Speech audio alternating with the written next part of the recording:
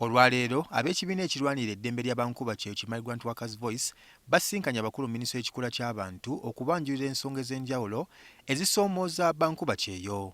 Mu zino mubaddemu eky'obutasasulwa, obutaweebwa ndagaano nnambulukufu kwe bakolera, obutaba na Yinsuwa y'ebyobulamu n'endala.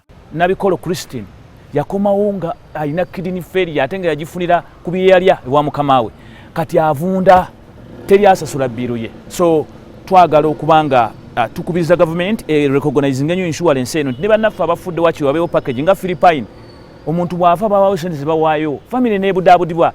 We have this week we had discussions with the Insurance Regulatory Authority. How do we ensure that we use insurance to protect migrant workers? So they are working on those products and they will be subject of stakeholder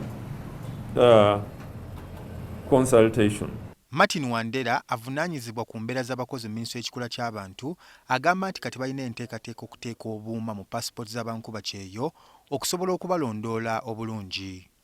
So that if we have no communication from a person has not been received for a number of days, the system will automatically activate itself. So everyone will be expected, either on a weekly or fortnightly basis, to send a message, even just to say hi.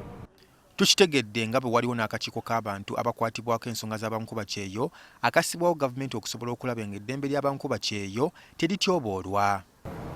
On the 3rd of August, we are having another meeting, a joint technical meeting again with the Minister of Labour of Saudi Arabia,